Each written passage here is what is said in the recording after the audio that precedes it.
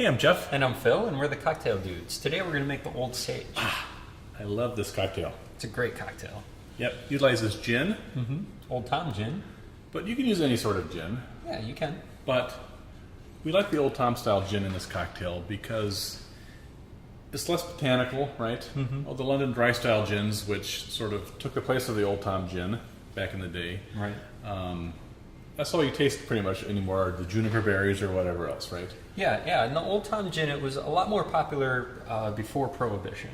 And then after Prohibition, the London style became a lot more popular for whatever reason. But today you can find a lot of great Old Tom gins with the resurgence of more craft cocktails. Yeah, and it's a little sweeter, right? It's more well balanced. It's kind of the gateway gin, right? Right. When you have someone that says, "Oh, I don't like gin," pout.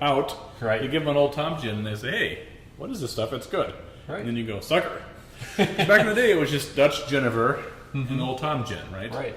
So it's nice that we're seeing the resurgence of that, and it goes well in this cocktail because you have that kind of complexity of that, and then sort of the earthiness from the sage, right, and the perfuminess from the yellow Chartreuse that we use. There's some sweetness in there too. Yeah, we do use just a taste of Agave Nectar. If you're going to use a London dry gin, then you're going to want to add a little bit more Agave Nectar to sweeten it up. We're going to use just 1/8 of an ounce. I mean, that's almost not enough to measure, Right. But thankfully skill is a filled measurer. If you're going to use a London dry style gin, increase that by 1/8 of an ounce, so you're using a 1/4 ounce total, right? Exactly. Does that make sense? That makes sense. All right, good. Yep. And then the lime juice, which is going to just kind of round it out and give you that nice, sharp, tart bite. All right, we're going to start by picking 2 sage leaves. We're going to rip them in half and then throw them in the bottom of our mixing glass. So throw that in there, and then we're going to muddle that. Just give it some good taps and rub it around. You smell it already. I know. Yeah. And then 1.5 ounces of gin. Thank you. I'm going to get 3/4 of an ounce of lime juice here. Oh, I need my lime thingy. I got to go find that. And then 3/4 of an ounce of yellow Chartreuse. I have no idea where that thing went. Are you unprepared? Yeah. Well, we have about 9 of them. I don't know. I can't see one of them.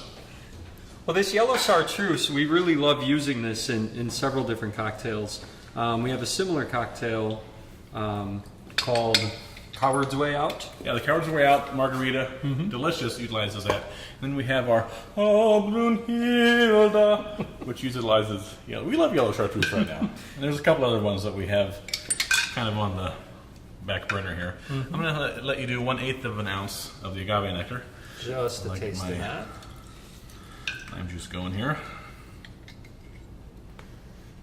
Ah, God. I knew I should have stayed in bed this morning. That's because I had this is like an old one. This is like shallow. Right. That's what kind of threw me. That's not the one you're used to. I know. It's around here somewhere. Probably under our Lewis bag. I can't use that one on the floor because people are watching. Oh, there we go. That's almost 3/4. You're almost there. All right. There you go. We'll add ice to that. And we'll start to chill.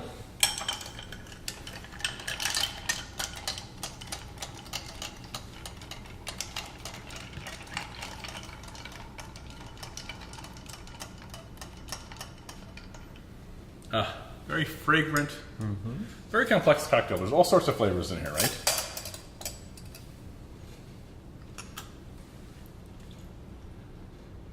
Gonna serve this in a coupe glass. Use a small margarita glass, and then you can top it with a bay leaf. We have some little tiny baby bay leaves there amongst the rest, so we're gonna throw that in there. And there you have your delicious, complex, tart, delicious Old Sage. Enjoy. Cheers.